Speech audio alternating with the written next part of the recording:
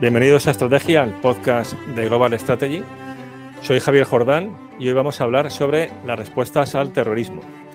Y para tratar este tema tenemos con nosotros a Óscar Jaime Jiménez, que es profesor titular de Ciencia Política en la Universidad Nacional de Educación a Distancia, la UNED. Muy buenas, Óscar. ¿Qué tal? Hola, muy buenas, Javier. Encantado de estar aquí con vosotros. Pues bienvenido, porque tenía muchas ganas de traerte también al programa. Estuvo con nosotros Luis de la Corte en el episodio 38, hablando del libro que habéis publicado este año, en síntesis, el de terrorismo, causas, efectos. Sí. Y bueno, allí hablamos también de que había como una segunda parte del propio libro que ibas a tratar tú como coautor de ese libro, ¿no? Y además, o sea, además de por esta razón, también quería traerte porque nos conocemos hace ya un montón de años y bueno, pues es un placer el charlar sobre estos temas que hemos trabajado también juntos, ¿no? Porque tú, ¿cuántos años llevas estudiando el terrorismo y las respuestas al terrorismo? Pues realmente yo llevo desde el año 93-94, cuando entré a la universidad, sobre todo pues a la actividad de investigación, y me concedieron una beca para tratar justamente la respuesta al terrorismo en España. Y eso fue lo que me permitió pues lanzarme a esta aventura que ha durado durante décadas realmente, ¿no? Aquí tengo el título de tu tesis que se publicó como libro en Tirant lo Blanc, el de Policía, Terrorismo y Cambio Político en España, 1976-1996. Que vamos, lógicamente se focalizaba en el terrorismo de ETA, ¿no? Efectivamente.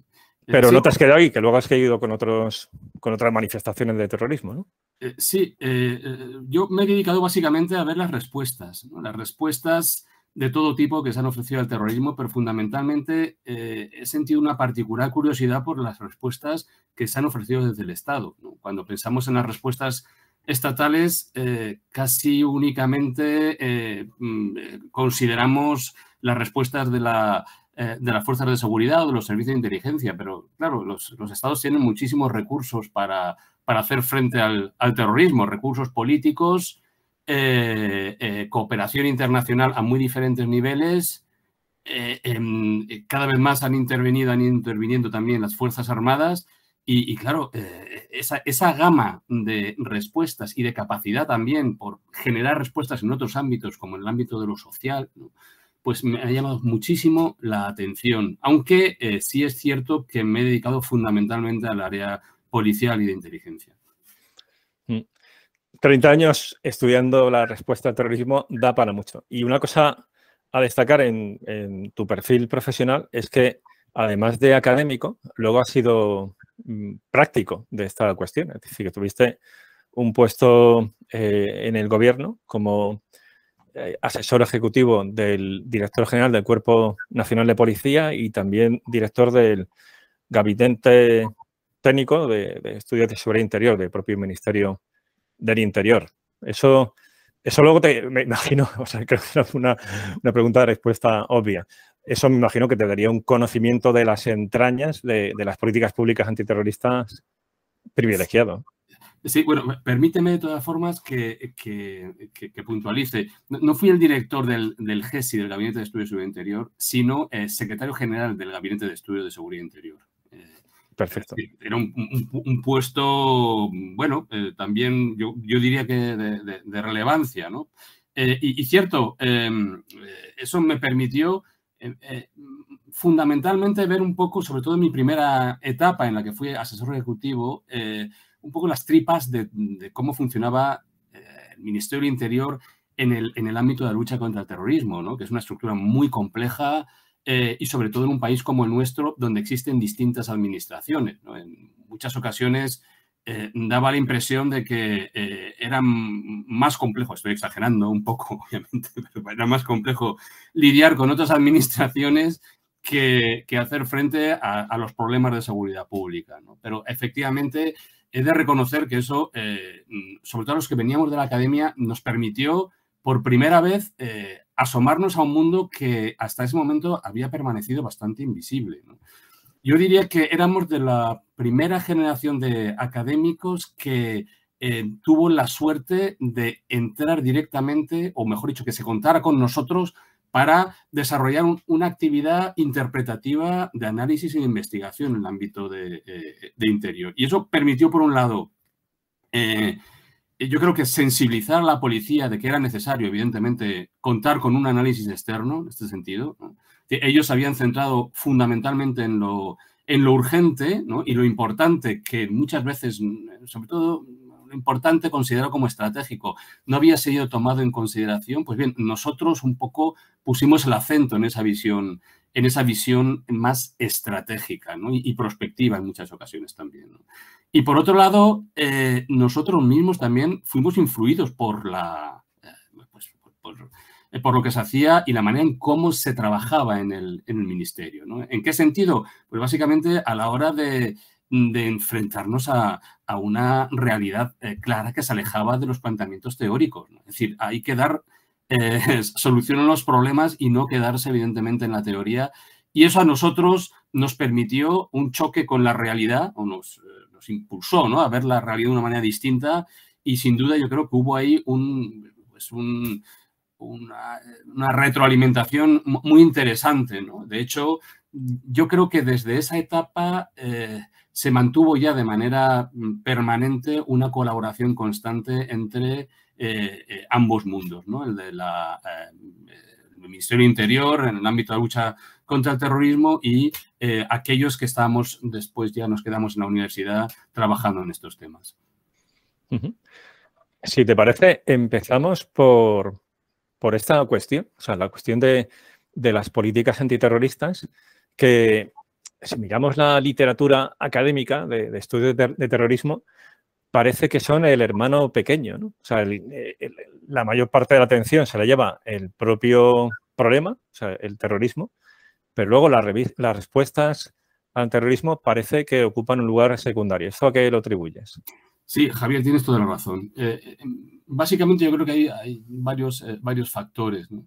El primero está relacionado con la propia naturaleza de la respuesta. Es decir, el Estado es, si hay alguna característica fundamental y primigenia del Estado, es que mantiene el monopolio del ejercicio de la violencia, ¿no? Y esto supone que el Estado siempre ha sido muy celoso del mantenimiento, del control de todo lo relacionado con esa gestión, ¿no? Y por lo tanto, con lo que nos encontramos en términos históricos, ¿no? Hasta hace relativamente muy pocos años, es que la transparencia en relación a la gestión de esa violencia ha sido muy limitada, más en unos países que en otros, ¿no? Por lo tanto, aquí hay un problema estructural de fondo, ¿no?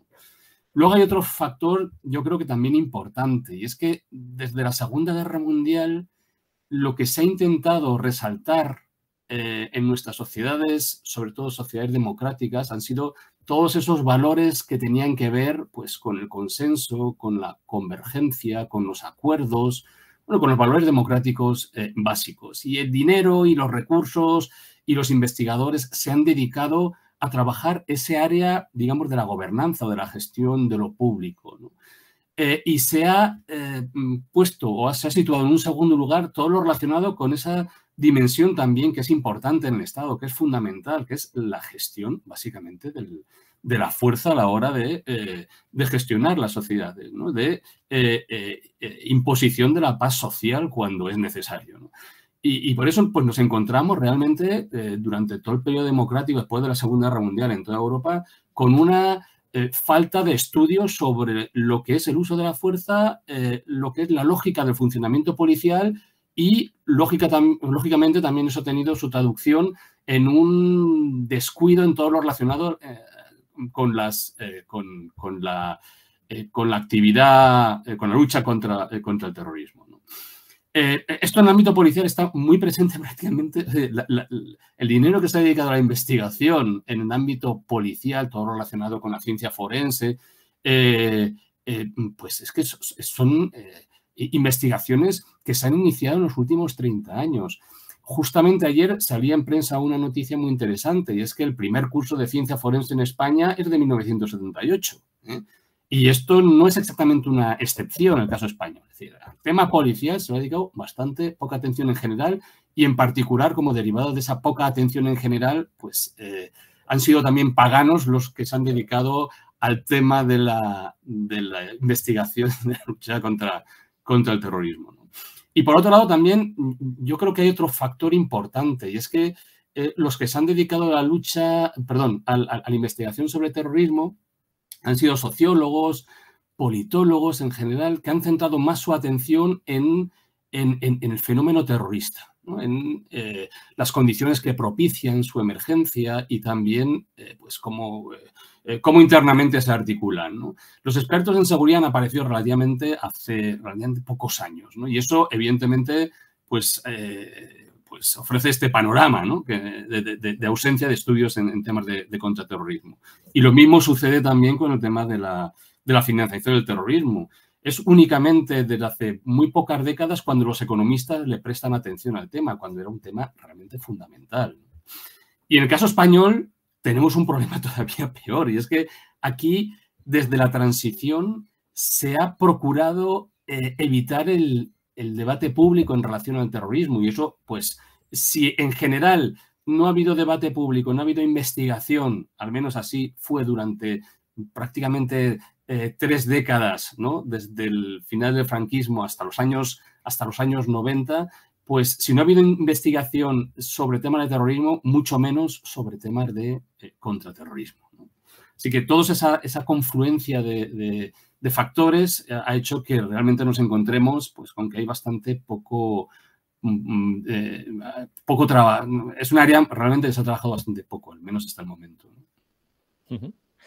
Y entrando ya en una cuestión más allá de los estudios de esa respuesta al terrorismo, entrando ya en el contenido, ¿no? de esos estudios, yo creo que la pregunta ahí nuclear sería ¿cómo lograr que el terrorismo termine? O sea, ¿cómo acabar con el terrorismo, ¿no? Que es el objetivo de esa respuesta estatal contra dicho problema de seguridad.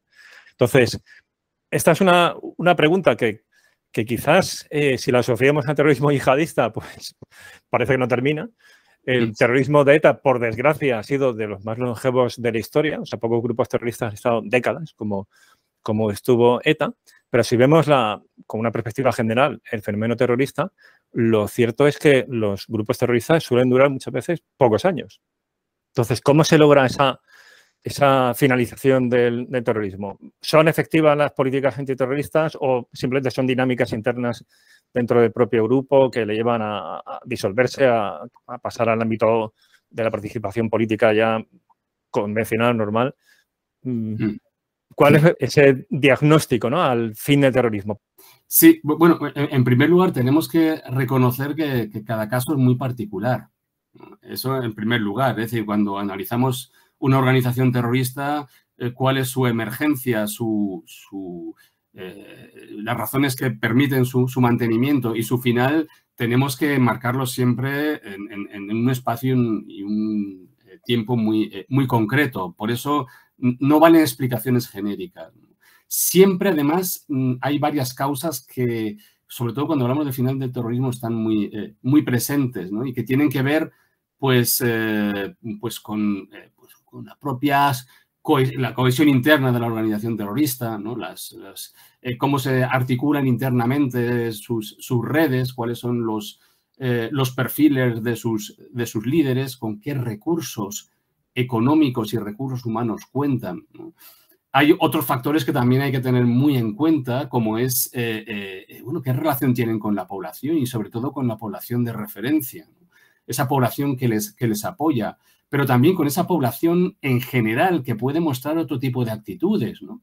Y que puede ir desde un apoyo implícito y abstracto a unos niveles elevados de indiferencia, a una hostilidad clara, ¿no? También tenemos que tener muy en cuenta lo que son las respuestas que se ofrecen desde el Estado, ¿no? La propia cohesión estatal, ¿no? La determinación del Estado por hacer frente al fenómeno terrorista, ¿no? Que siempre podemos pensar que hay una actitud por lo general, claramente en contra de los estados frente al terrorismo, pero esto hay que matizarlo dependiendo de los casos, ¿no? Y también hay que tener muy en cuenta cuál es el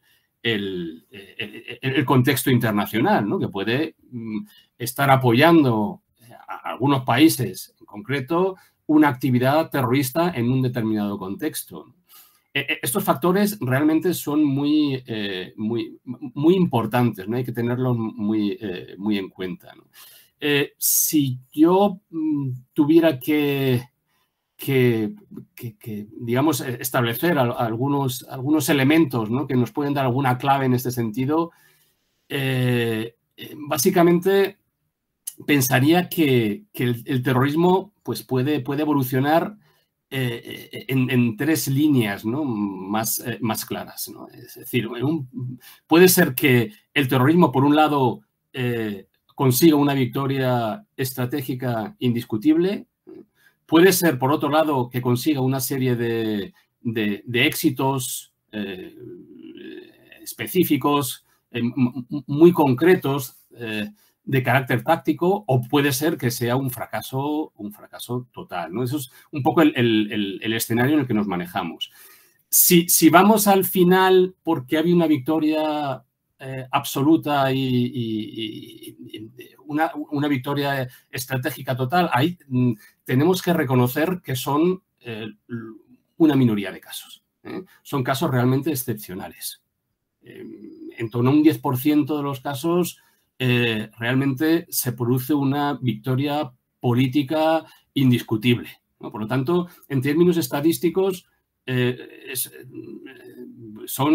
realmente son casos despreciables, ¿no? O realmente muy minoritarios, ¿no? Por lo tanto, tampoco merecen demasiada atención, puesto que la inmensa mayoría de las organizaciones terroristas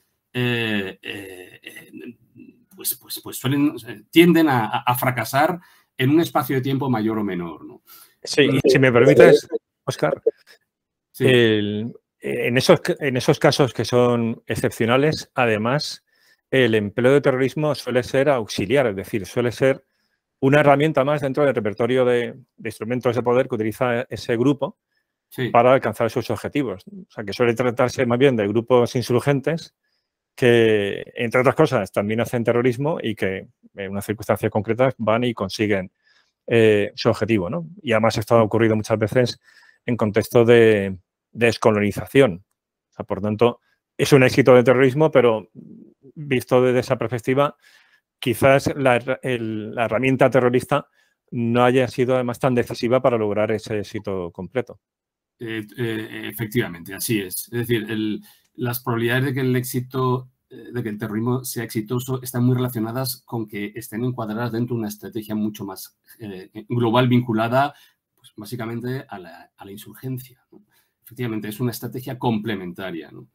Pero las razones por las cuales el terrorismo tiende a ser derrotado en la mayoría de las ocasiones es por otra serie de razones que tienen que ver básicamente pues, con sus dificultades para sobrevivir en un espacio que realmente tiende a ser hostil en muchas ocasiones. Suelen ser organizaciones de pequeño tamaño que padecen una escasez estructural de recursos, lo cual les impide, evidentemente, asentarse.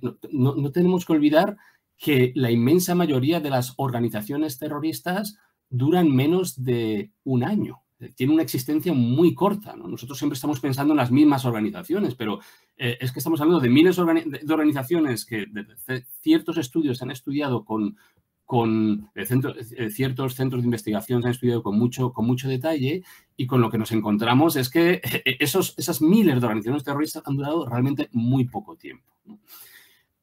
Bueno, tenemos escasez de recursos, que eso es muy importante, una eficacia de la respuesta policial antiterrorista, que evidentemente como parte del Estado esas respuestas policiales cuentan con recursos que se van incrementando conforme esa amenaza terrorista sigue perdurando, ¿no? Por lo tanto, el Estado, con esos recursos, es capaz, incluso cometiendo errores una y otra vez, es capaz de estar ahí muy presente. No olvidemos que el Estado, en este sentido, siempre va a disfrutar de una posición hegemónica en todos los niveles, ¿no? Por lo tanto, si comete errores, da igual. Y puede incluso cometer los mismos errores como sucedió en la lucha contra el terrorismo en España, ¿no? Al final va a desarrollar un aprendizaje que le va a permitir ser eficaz contra el terrorismo, al margen de los recursos que haya empleado. Es una organización terrorista, no se lo puede permitir, ¿no? Otra cuestión muy interesante es que, por lo general, si observamos el funcionamiento de las organizaciones terroristas, lo que se produce muchas veces es una acumulación de errores, ¿no? Son grupos pequeños, no especializados, con individuos que cada uno viene de un sitio distinto, ¿no? Y se caracterizan en la inmensa mayoría de las ocasiones por su impericia, ¿no? Hay una falta de planificación, en fin, hay unos errores organizativos importantes, ¿no? Hay un la organización puede realizar un mal cálculo también de las capacidades estratégicas para presionar. No olvidemos que estos grupos se mueven en la clandestinidad, por lo tanto, su percepción cognitiva del entorno está muy deformada y muy influida por esa mala percepción, con lo cual es muy lógico que en sus apreciaciones cometan errores, ¿no? Otro error también, por su parte, es el hecho de que en muchas ocasiones estas organizaciones llegan a la extraña conclusión de que les merece la pena, para avanzar en la consecución de sus objetivos, generar víctimas mortales de carácter civil, que no tienen que ver con el conflicto, lo cual realmente es un error de base tremendo, ¿no? Cuando Daesh quema vivo a ese piloto jordano, la propia organización se pregunta por qué realmente ha generado esa animadversión, ¿no?, en la sociedad jordana. Pues eso fue un error de cálculo realmente tremendo, ¿no? Porque si hay algo que tenemos muy claro es que las organizaciones terroristas no tienen futuro si no hay un apoyo de la base social. Y esto vale para los terroristas, pero también vale para la respuesta contra el terrorismo. Como no desaparezca la base social, la derrota del terrorismo va a ser muy compleja, todo el proceso, ¿no? Otro factor que yo siempre destacaría también es el de los medios de comunicación, ¿no? Muchas veces pensamos, ¿no?, los medios siempre están haciendo juego a las organizaciones terroristas porque les dan mucha cancha, ¿no? Pero eso no favorece necesariamente a la organización terrorista. Por el hecho de que aparezcan mucho en los medios de comunicación e incluso puedan lanzar sus mensajes, está demostrado que eso no ha conseguido generar más apoyos, ¿no? Pero en general, si tengo que destacar algo en concreto, yo diría que el Estado siempre gana en esta partida. Como he dicho antes, sobre todo cuando hablaba con respecto a la respuesta policial, el Estado tiene una serie de recursos infinitos prácticamente en comparación con la propia organización terrorista, que le permite estar cometiendo errores durante amplios periodos de tiempo y además incluso dilapidando los recursos públicos, ¿no? Y el ejemplo más claro en ese sentido yo creo que lo tenemos en España, ¿no? En España hemos podido cometer todos los errores posibles, ¿no?, desde el final del franquismo. Y sin embargo, resulta indiscutible que el terrorismo de ETA ha sido derrotado, ¿no?, con un coste evidentemente elevadísimo, mucho más elevado que si hubiéramos adoptado otros planteamientos desde un principio. Pero bueno, eso lo podemos decir a posteriori, ¿no? Nunca Sí, por antes. concretar, Óscar, ya que planteas esa cuestión de casos particulares de España, ¿qué errores destacarías en toda esta trayectoria de política antiterrorista? En el caso español, yo destacaría varios errores. En primer lugar, la percepción, justamente a principios de la transición, de que ETA era un fenómeno que pertenecía al pasado.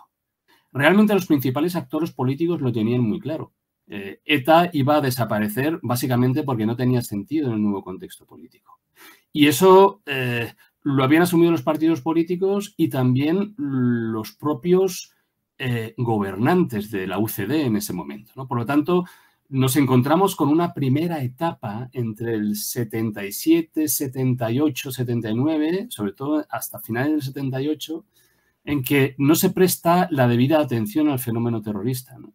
Y las dinámicas de respuesta al terrorismo se mantienen las mismas que las que había durante el periodo franquista, ¿no? Lo cual, evidentemente, va a generar ahí una serie de incoherencias que va a potenciar al terrorismo, ¿no? Por lo tanto, esa desatención política yo creo que es importante. Y esa desatención política se va a traducir también, por otro lado, al menos en esa primera etapa, en que las respuestas policiales van a seguir teniendo unos tintes muy autoritarios. Por lo tanto, y eso va a tener una consecuencia clara, es que la propia sociedad vasca va a percibir que sí, se ha producido un cambio político en Madrid, pero la respuesta de la policía sigue siendo prácticamente la misma, ¿no? No haber cambios en este planteamiento prácticamente hasta la década de los 80. Yo creo que ese es un factor fundamental, ¿no? Y un segundo factor, yo sé que hay todavía realmente bastante polémica sobre esta cuestión, es la guerra irregular que se promueve desde instancias estatales. O sea, eso fue un error realmente, ¿no? Desde una perspectiva se dice que eso permitió enviar a Francia un mensaje muy claro, ¿no? Y sobre todo a los etarras que estaban en territorio francés, de que ese territorio ya no era seguro, ¿no? Y eso hizo también, ¿no?, que el Estado francés se comprometiera más en la lucha contra el terrorismo, pero también tuvo un lado muy oscuro, ¿no? Y es que esa guerra irregular contra el terrorismo permitió que Batasuna brillara con luz propia durante 2 décadas, ¿no? Es decir, si uno ve la etapa en la que están los GAL activos, puede ver, y lo compara con los resultados electorales de Batasuna, el incremento de los votos hacia Batasuna es muy considerable durante este periodo. Por lo tanto, yo creo que esos son, desde mi perspectiva, los principales problemas. Es decir, que al final vamos a introducir, o introdujimos en su momento, una serie de dinámicas más modernas y más actualizadas con mucho retraso, ¿no? Y bueno, lo hicimos con retraso, pero lo hicimos, ¿no? Y eso yo creo que el resultado lo tenemos ahí, ¿no? Que es el final de la organización terrorista, ¿no? Uh-huh. Viendo, por tanto, las probabilidades de éxito del terrorismo, cabe preguntarse lo siguiente, ¿no? Que es que, bueno, asumiendo de entrada que desde el punto de vista moral el terrorismo es inaceptable, ¿es además una buena decisión estratégica comenzar un grupo terrorista, empezar una campaña terrorista, si la probabilidad de éxito, como acabamos de ver, es tan reducida? O sea, ¿el terrorismo funciona? ¿Sirve para algo? El terrorismo, vamos a ver, tenemos que ver, el terrorismo funciona o resulta útil depende de desde qué perspectiva lo podamos analizar, ¿no? Porque evidentemente ese 10% que ha vencido lo considerará positivo, ¿no?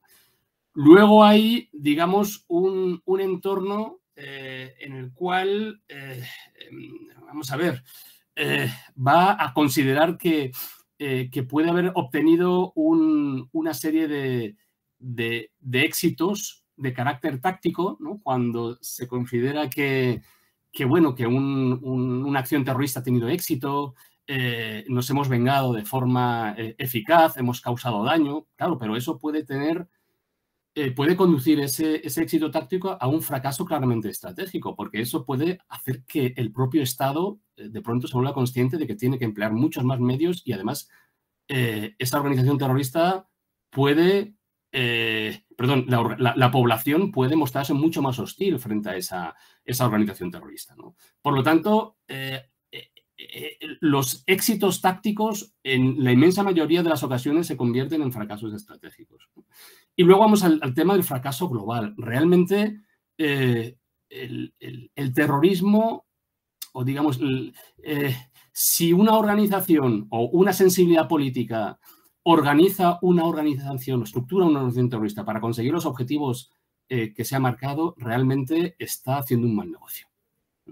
Está haciendo un mal negocio porque la experiencia lo que nos dice, evidentemente, es que el fracaso sistemático a lo largo de la historia no permite ser optimista en este sentido. Pero yo introduciría ahí un matiz importante, ¿no? Y es que vamos a ver, toda interacción en el ámbito de las relaciones políticas y de las relaciones sociales llevan consigo también una transacción. ¿Qué quiero decir con esto? Nadie duda de que los alemanes fueron derrotados en la Segunda Guerra Mundial, pero las élites, muchas de las élites políticas, todas las élites administrativas de Alemania, toda la estructura completa de la estructura judicial, los servicios de inteligencia, parte de las Fuerzas Armadas permanecieron en activo después de la Segunda Guerra Mundial. Hace poco sacaron hace ya algunos años, 2 informes, el Bundeskriminalamt, ¿no? La oficina de lo criminal en Alemania, ¿no? Reconociendo que sus estructuras proceden de la Gestapo, ¿no? Algo muy interesante, ¿no? Y lo mismo sucede en Japón, ¿no? En Japón todavía resulta más hiriente el caso, ¿no? Porque al fin y al cabo, Japón pierde la guerra, pero la estructura política, con el emperador Hirohito al frente, permanece en su puesto, ¿no? ¿Qué quiero decir con esto? Pues que, evidentemente, una estructura puede salir derrotada, pero sus élites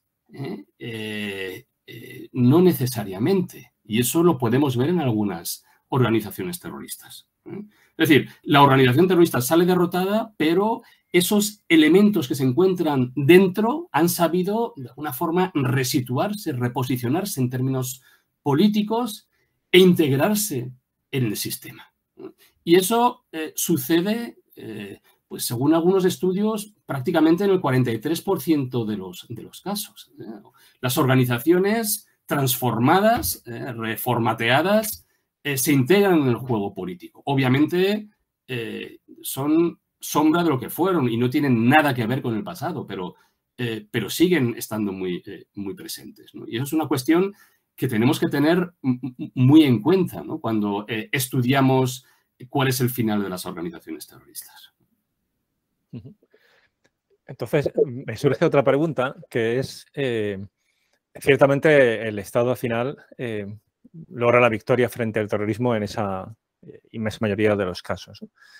Pero, por lo que acabas de comentar, al final tiene matices. Es decir, esa victoria tiene unos costes muy elevados porque, mientras tanto, el terrorismo hace mucho daño. En primer lugar, evidentemente, a las víctimas directas y a sus familias, pero también al conjunto de la sociedad. Por lo tanto, la pregunta sería, ¿qué efectos políticos y sociales tiene el terrorismo?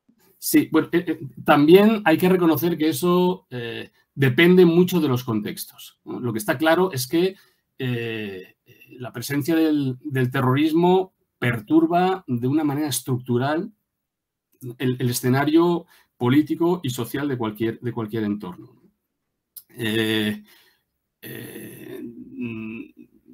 Pero eso va a depender también, en buena medida, por un lado, de la capacidad de la organización terrorista para desplegar su violencia en términos de intensidad y en términos de extensión temporal, ¿no? Lo que resulta claro es que podemos establecer, en función de nuestros conocimientos, cierta distinción entre lo que es el terrorismo nacionalista y el terrorismo de carácter ideológico revolucionario en cuanto a su impacto sobre la sociedad, ¿no? Los terrorismos de carácter nacionalista en general suelen, digo en general, hay casos en los que eso no sucede, pero en general suelen tener una mayor penetración en la sociedad, ¿no? Es decir, suele existir una población de referencia y de apoyo que suele prestar o generar una serie de recursos humanos y recursos económicos que permiten el sostenimiento o contribuyen al sostenimiento de la organización. En estas condiciones, la respuesta por parte de las autoridades estatales plantea muchas dificultades, porque no solamente tiene que hacer frente a un problema de seguridad, a la violencia desatada, ¿no?, por los terroristas, sino también hay que desarrollar una estrategia frente a esa población, ¿no? Y no puede ser la misma en un caso y en otro. En España lo experimentamos durante la transición y ese error, en cierta forma, pues tuvo unas consecuencias nefastas durante décadas, ¿no? Por lo tanto, aquí la situación es mucho más compleja, ¿no? Aquellos contextos en los que está presente un terrorismo de carácter ideológico, la situación es distinta porque, por lo general, esas organizaciones que ponen el acento básicamente en valores que se han generado en entornos universitarios, en entornos estudiantiles y que históricamente han estado muy vinculados con grupos de extrema izquierda, pues no han logrado penetrar en el ámbito de los escenarios sociales, ¿no? Por lo tanto, hacer frente a esas organizaciones resulta mucho más fácil, porque se puede poner el acento sobre la respuesta securitaria, ¿no? Y realmente, pues, los grupos de jóvenes y de estudiantes son mucho más fácilmente, digamos, se pueden desmontar con mucha más facilidad, ¿no? Es un tema generacional y aparte de que realmente se van haciendo mayores y cambian también su enfoque, como podemos ver, ¿no? Y como lo conocemos, pues básicamente también cuando hay, digamos, algaradas estudiantiles, sabemos que el Estado realmente se preocupa mucho menos de esos que de estudiantes que de trabajadores, ¿no?, que se oponen, ¿no?, por medios de la protesta, ¿no?, al Estado, ¿no? Por lo tanto, ahí vemos que hay diferencias, ¿no?, en el impacto social, ¿no? Una cuestión muy importante es el tema de las víctimas, ¿no? Las víctimas realmente son los elementos más vulnerables, ¿no?, y a los cuales no se ha prestado atención desde el Estado hasta realmente hace muy pocas décadas, ¿no? En la actualidad, las víctimas del terrorismo, yo diría que a nivel global, pero en particular en el caso español, se han convertido en una fuerza realmente muy apreciable e incluso poderosa, capaz de condicionar las respuestas políticas de los principales actores políticos, que son los partidos, ¿no?, en este caso, ¿no? Y eso les ha permitido escalar, digamos, posiciones en la visibilidad, ¿no?, la visibilidad social, ¿no? Lo cual hace que las asociaciones de víctimas, en el caso español, pues sean observadas con mucho interés y mucha curiosidad por grupos de víctimas del terrorismo de otros países, ¿no? Y un poco ya para concluir, hablando del tema social, los efectos socioeconómicos, ¿no?, son muchas veces muy disruptivos, ¿no? Pero depende, evidentemente, de la capacidad que sea capaz de desplegar esas organizaciones terroristas, ¿no? Y depende, obviamente, de la capacidad también del Estado en función de su fortaleza económica para que la presencia de la violencia terrorista no contribuya a deteriorar la situación económica, ¿no? En el ámbito del impacto político, yo establecería una distinción clara entre lo social y lo político, ¿no? Lo cierto es que hay que reconocer que al margen de lo que puedan decir los medios de comunicación, ¿no?, y los políticos, ¿no?, que lógicamente pues son parte interesada, el impacto del terrorismo suele ser bastante importante, ¿no? Por poneros un ejemplo, entre 1982 y el año 2003 se estudiaron 11 campañas de ataques terroristas suicidas, ¿no?, y en las cuales se reconocía que 6 de esas campañas tuvieron unos efectos políticos realmente muy importantes sobre el escenario en el que actuaban, ¿no? Por lo tanto, hay que reconocer que el impacto es en muchas ocasiones pues muy relevante. Y como hablábamos antes, ese impacto es mayor cuando el terrorismo se combina dentro de una estrategia más amplia de carácter insurgente, ¿no? Cuando se mezcla con propaganda, con actividades sociales de los insurgentes, con promoción internacional. Cuando esa forma de violencia política en formato terrorista se complementa con todas esos otros elementos, entonces sí que podemos decir que el terrorismo, digamos, maximiza sus efectos en términos políticos, ¿no? Y también hay que reconocer que si observamos casos históricos, es innegable que el terrorismo ha tenido un impacto realmente muy poderoso en momentos históricos importantes para la historia de la humanidad, ¿no? No podemos olvidar que el atentado en Sarajevo contra el archiduque Francisco Fernando y que dio lugar a la Primera Guerra Mundial, pues, fue un atentado terrorista, ¿no? Nadie esperaba que el desenlace fuera una guerra mundial, pero hay que reconocer que el atentado fue lo que lo provocó, ¿no? Fue precipitante, ¿no? O, por ejemplo, los actos terroristas del 11 de septiembre, ¿no? De 2001, ¿no? Cambió nuestra perspectiva de la política internacional, ¿no? O las luchas anticoloniales, ¿no? Donde también estuvo muy presente en los años 40, 50 y 60 el terrorismo, ¿no? Y, digamos, como resultado de ese terrorismo, evidentemente, dentro de un marco más general de acciones de otro tipo, las colonias accedieron a su independencia, ¿no? En fin, yo creo que los efectos a nivel social y político son muy poderosos, pero siempre hay que particularizar y analizar con mucho cuidado cada uno de los casos. Y viendo la evolución de las políticas antiterroristas, que como toda política pública, pues con el tiempo se va transformando, y mirando ya hacia el futuro, ¿qué cabe esperar en los próximos años en esta respuesta al terrorismo, ¿no? Sobre todo pensando, por ejemplo, en la respuesta contra el terrorismo yihadista o algún otro en concreto que quieras destacar. Sí, es curioso porque el terrorismo yihadista está aquí para quedarse, eso está claro, pero da la impresión de que en los próximos años vamos a ver emerger otras formas de violencia política para terroristas sobre las que probablemente no podamos hablar en el presente todavía, ¿no? Es decir, tenemos que aludir a la incertidumbre que vemos, ¿no? que tenemos en el presente, pero eso no significa que no podamos intuir, ¿no? Ciertos factores que van a poder muy probablemente favorecer la permanencia del terrorismo y que pueda ser, insisto, un terrorismo distinto del que hemos conocido hasta el presente, ¿no? Yo no me atrevería a hablar de formas de terrorismo concreto, pero sí factores que claramente van a contribuir a que el terrorismo se mantenga, ¿no? En primer lugar, yo pondría el acento en el hecho de que no hay ninguna razón para pensar que no va a resultar útil y funcional el terrorismo en el futuro, tanto a grupos minoritarios como a estados, ¿no? Y sobre todo en un contexto de desorden internacional.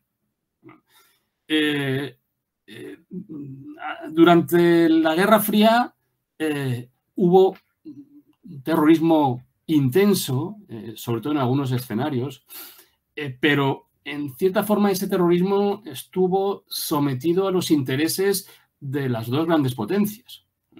Después del final de la Guerra Fría se produce un destensamiento que lo que va a favorecer va a ser que diferentes actores van a explorar la posibilidad de utilizar la violencia para sus propios objetivos, ¿no? Con lo cual vamos a ver, o vimos, mejor dicho, después de ese final de la Guerra Fría, un incremento de la actividad violenta de todo tipo a nivel global y sobre todo el terrorismo, ¿no? Y en el contexto actual que estamos viviendo, lo cierto es que tenemos que reconocer que todo es susceptible de empeorar. Pensábamos que ya ese destensamiento era total, pero no era total.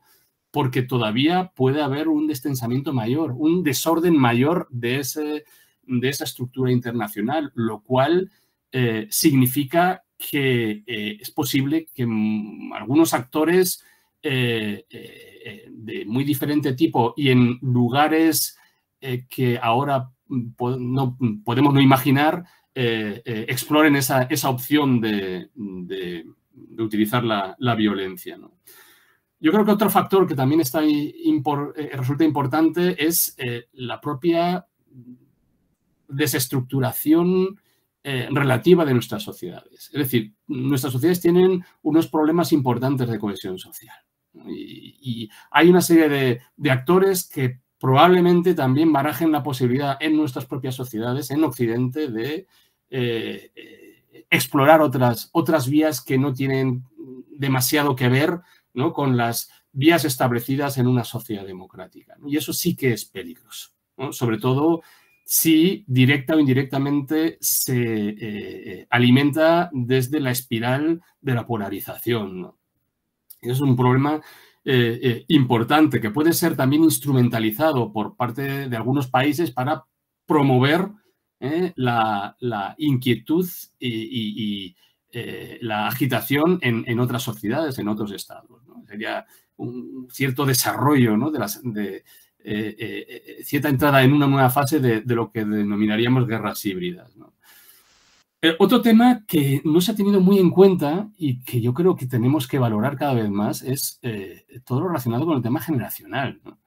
Si hay un sector de nuestra población que está siendo desatendido y se está frustrando de manera intensa, son los sectores juveniles, ¿no? Esos sectores juveniles que históricamente, y pocas veces se cita, son la materia prima del terrorismo en términos históricos. No lo olvidemos. Es decir, en algunos escenarios concretos, lo que favoreció la emergencia y la potenciación del terrorismo fue la frustración de generaciones de jóvenes que estaban formados, pero no tenían la opción para desarrollar, ¿no?, su actividad, la actividad que ellos aspiraban a desarrollar en una sociedad para la cual se habían formado, ¿no? Eso en América Latina lo hemos visto no voy a decir con frecuencia, pero sí hay algunos casos bastante significativos, ¿no? El caso, por ejemplo, de Sendero Luminoso en el Perú, gran parte de los jóvenes de la primera jornada de la organización proceden de universidades donde, pues evidentemente, se habían formado, pero al terminar sus estudios, pues vieron que en fin, que había que generar un mundo nuevo, ¿no? Y esta visión maoísta de la construcción de la nueva sociedad resultaba realmente muy, muy atractivo, ¿no? Por lo tanto, yo esta cuestión la tendría también ahí muy presente, ¿no?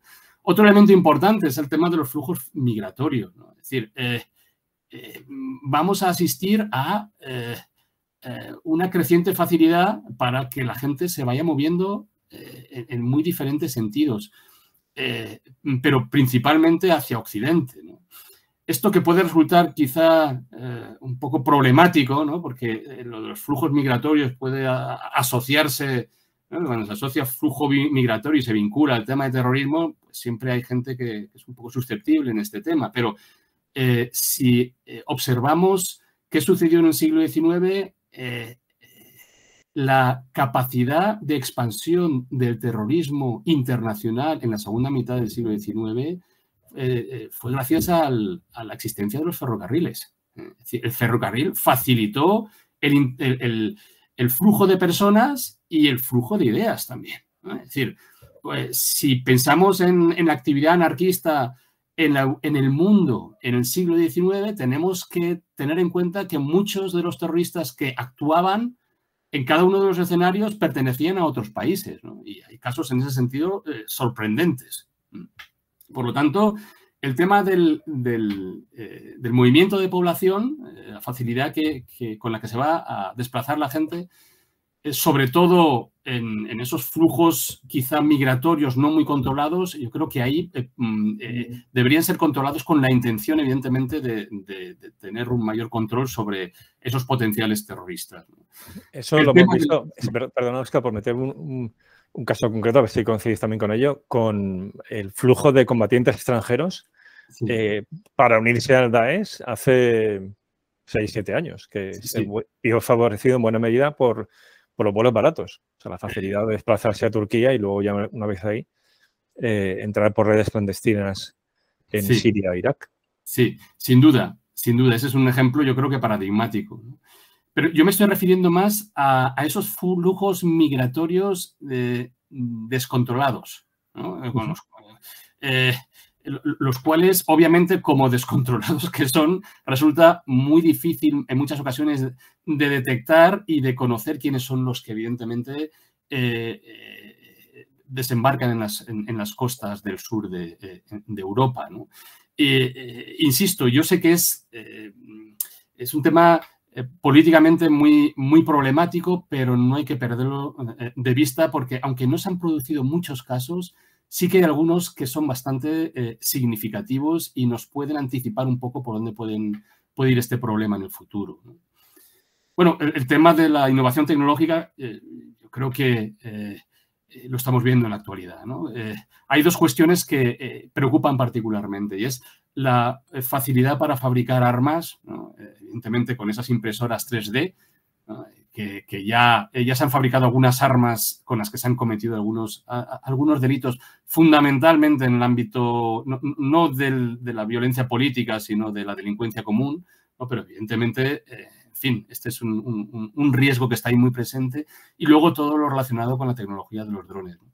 Pero, en fin, esto solamente es son cuestiones que podemos ver en el presente, pero muy probablemente en muy pocos años veamos elementos tecnológicos que van a poder ser instrumentalizados por los terroristas y que en la actualidad todavía no somos capaces de visualizar, ¿no? Y por último, ya para concluir, y que yo también destacaría, aunque es un elemento intangible, es el know-how acumulado por parte de las organizaciones terroristas a lo largo de más de 150 años.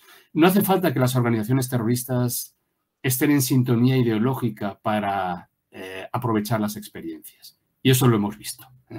En campos de entrenamiento en Afganistán se han descubierto manuales de terroristas alemanes de la segunda mitad del siglo XIX, ¿no? En fin, estaban allí por algo.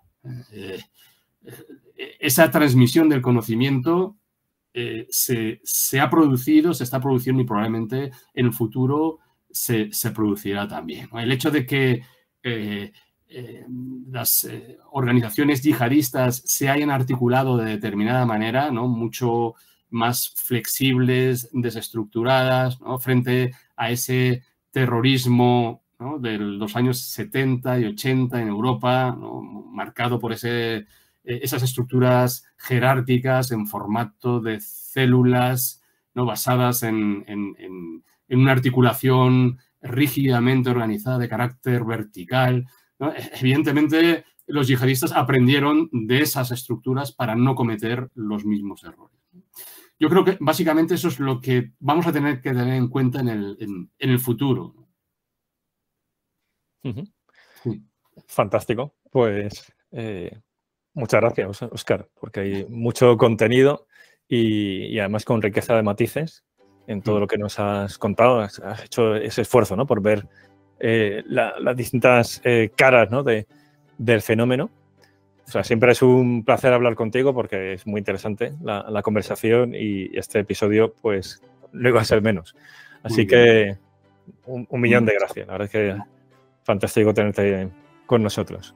Gracias a ti, Javier. Ha sido un placer estar contigo y todos los oyentes y, en fin, estoy también a tu disposición para cualquier cuestión.